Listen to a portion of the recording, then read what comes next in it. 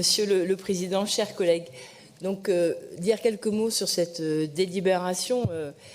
qui est beaucoup plus claire que celle qui avait été présentée l'année dernière, à peu près à la même époque, où la participation du département de la Gironde sur la part des 170 millions d'euros était fortement associée à GPSO, notamment parce que dans la délibération, on avait une mention qui relativisait cette délibération GPSO. Dans cette nouvelle délibération, on a une augmentation de la participation du département de la Gironde pour la ligne au-dessus de Mâcon-Le Verdon, et on a une somme qui est affectée sur l'ensemble des infrastructures. Il serait peut-être préférable d'avoir eu un peu plus de détails dans notre délibération et même dans la convention qui va être présentée, comme nous l'a dit le vice-président, dans chacune des collectivités, pour que vraiment s'assurer que le département va vraiment financer que des projets girondins. Et ça a été souligné, non seulement le Médoc a besoin d'améliorer sa liaison ferroviaire, mais également Blaye qui est aussi en attente d'un moyen de transport. Et après, si j'étends, parce que la Gironde est un département quand même qui est très très grand, et il me semble aussi qu'au niveau des départements, il y avait le sud Gironde qui était aussi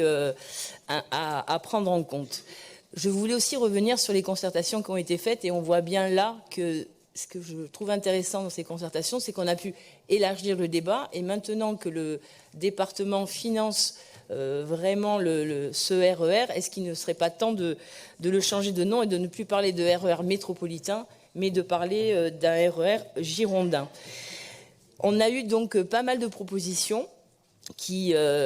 vice-président dit qu'on va pouvoir y travailler. Je souligne aussi les remarques de Jackie avec les comités de ligne qui sont des instances assez importantes, mais peut-être qu'il nous manque un endroit où on pourrait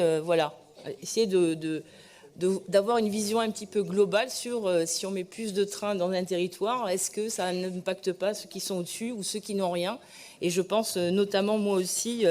à la ligne Angoulême-Limoges où il ne se passe rien du tout, puisqu'on a toujours en attente de ce CPER mobilité qui devrait arriver en juin, mais je ne sais pas si vous avez des informations à ce sujet, mais nous, de notre part, on n'en a aucune.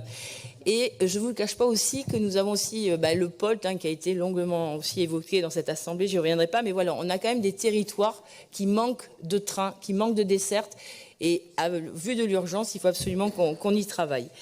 Et la dernière chose que je voulais évoquer, c'est que nous avons également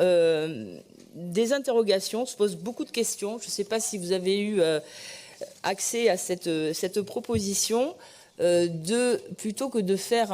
une troisième voie pour améliorer le RER girondin au niveau de Saint-Médard-des-Rangs, de travailler plutôt sur l'alternative de la gare de Bottiran en créant une troisième voie qui permettrait d'avoir un coût du projet qui serait beaucoup plus faible et qui en fait permettrait d'avoir plus de TER. Donc est-ce qu'il ne serait pas intéressant de pouvoir lancer une étude pour vérifier si cet objet est là, puisque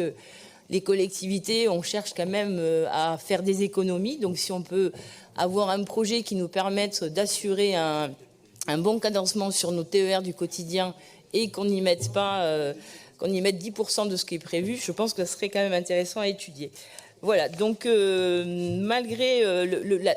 ce qui reste encore un petit peu des AFSB dans la convention, nous voterons pour cette délibération.